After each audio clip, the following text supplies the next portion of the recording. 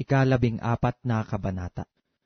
At nangyari sa Ikonyo na sila'y magkasamang nagsipasok sa sinagoga ng mga Hudyo, at nangagsalita ng gayon na lamang, na anupat nagsisampalataya ang lubhang marami sa mga Hudyo at sa mga Griego.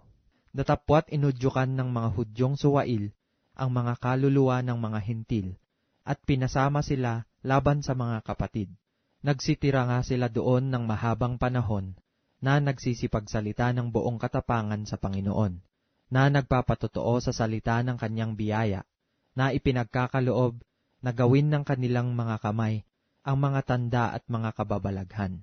Datapwat nagkabahabahagi ang karamihan sa bayan, at ang isang bahagi nakisama sa mga Hudyo, at ang ibang bahagi nakisama sa mga apostol.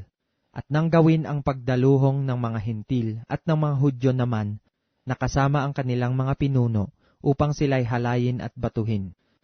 At sa pagkaalam nila nito, ay nagsitakas na patungo sa mga bayan ng Lycaonia, Listra at Derbe, at sa palibot-libot ng lupain. At doon nila ipinangaral ang Ebanghelyo. At sa Listra ay may isang lalaking nakaupo, na sa mga paay walang lakas, pilay mula pa sa tiyan ng kanyang ina, na kailanmay hindi nakalakad.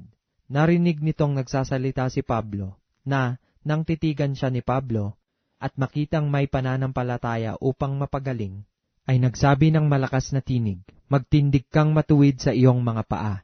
At siya'y lumukso at lumakad. At nang makita ng karamihan ang ginawa ni Pablo, ay nagsigawan sila, na sinasabi sa wikang Lycaonia, "Ang mga Diyos ay nagsibaba sa atin sa anyo ng mga tao."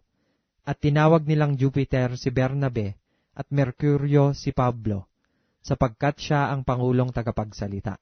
At ang saserdote ni Jupiter, na ang kanyang templo ay nasa harap ng bayan, ay nagdala ng mga bakat mga putong na bulaklak sa mga pintuang daan, at ibig maghaing kasama ng mga karamihan. Datapwat nang marinig ito ng mga apostol, na si Bernabe at si Pablo ay hinapak nila ang kanilang mga damit at nagsipanakbo sa gitna ng karamihan na nagsisigaw, at nagsisipagsabi, "Mga Ginoo, bakit ninyo ginagawa ang mga bagay na ito?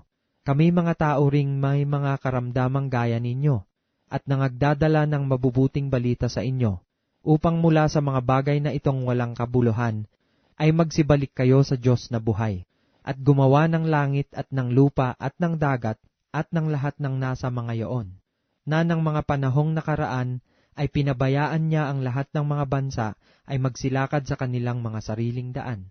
At gayonman ay hindi nagpabayang, di nagbigay patotoo, tungkol sa kanyang sarili, na gumawa ng mabuti at nagbigay sa inyo ng ulang galing sa langit, at ng mga panahong sagana, na pinupuno ang inyong mga puso ng pagkain at ng katuwaan. At sa mga pananalitang ito, ay bahagyanan nilang napigil ang karamihan sa paghahain sa kanila. Datapwat nagsirating ang mga Hudyong buhat sa Antioquia at Ikonyo, at nang mahikayat nila ang mga karamihan, ay kanilang pinagbabato si Pablo, at kinaladkad nila siya sa labas ng bayan, na inaakalang siya'y patay na. Datapwat samantalang ang mga alagad ay nangakatayo sa paligid niya, ay nagtindig siya at pumasok sa bayan, at nang kinabukas ay umalis siya na kasama ni Bernabe na pa sa Derbe.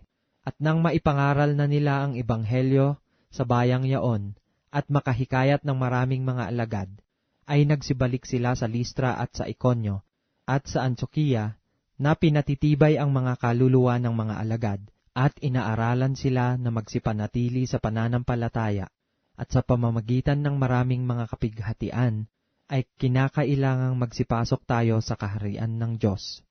At nang makapaglagay na sa kanila ng mga matanda sa bawat iglesia, at nang makapanalangin may pag-aayuno, ay ipinagtagubilin sila sa Panginoong kanilang sinampalatayanan.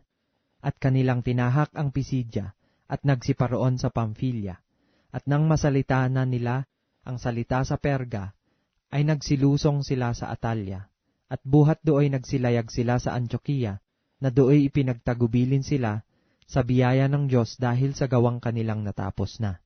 At nang sila'y magsidating, at matipon na ang iglesia, ay isinaysay nila ang lahat ng mga bagay na ginawa ng Diyos sa kanila, at kung paanong binuksan niya sa mga Hentil ang pintuan ng pananampalataya. at nangatira silang hindi kakaunting panahon na kasama ng mga alagad.